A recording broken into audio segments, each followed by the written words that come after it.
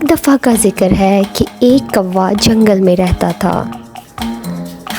वो अपनी ज़िंदगी से बहुत ज़्यादा खुश और मुतमईन था, लेकिन एक दिन उसने एक राजहंस को देखा।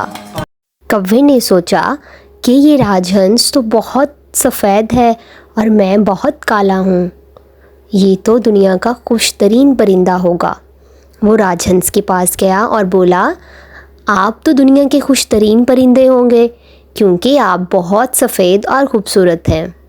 राजहंस बोला, मैं भी ये सोच के बहुत खुश होता था, लेकिन फिर मैंने तोते को देखा जिसके 2 रंग हैं। अब मैं सोचता हूँ कि तोता दुनिया का खुशतरीन परिंदा है क्योंकि उसके पास एक नहीं 2 रंग हैं। कौवा बोला, फिर तो मुझे तोते से मिलना चाहिए।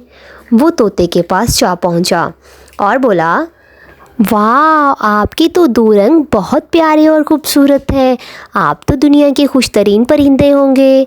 तोता बोला, मैं भी ये सोच के बहुत फ़ख्र महसूस करता था कि मैं बहुत खूबसूरत हूँ, लेकिन फिर मैंने मोर को देखा और देखा कि उसके पास तो बहुत सारे खूबसूरत रंग हैं।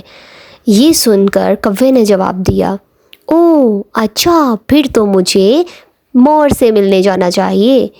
कौवा उड़ता हुआ मोर के पास जा पहुंचा और जाकर बोला,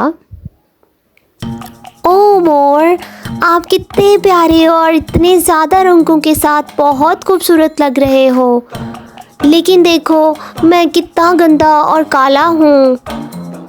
मोर बोला, मैं भी हमेशा यही सोचता रहा कि मैं दुनिया का खुशकिस्मत और ख़ूबसूरत तरीन परिंदा हूँ, लेकिन मेरी खूबसूरती की वजह से मुझे हमेशा कैद में रखा जाता है। और अब मुझे एहसास हुआ है कि कौवा ही दुनिया का खुशकिस्मत तरीन परिंदा है क्योंकि उसे कभी भी कोई कैद में नहीं रखता। सिर्फ कौवा ही सारी ज़िंदगी के लिए आज़ाद परिंदा है। अब कौवे That how blessed he was, and he thanked God. उसने अल्लाह का शुक्र अदा किया। कहानी, हम अल्लाह के दिए हुए पर खुश होते हैं और दूसरों से मुकाबलाबाजी बंद कर देते हैं, तो फिर हम दुनिया के खुशकिस्मत तरीन इंसान बन जाते हैं। अल्लाह हाफिज़ and take care. Thanks for watching.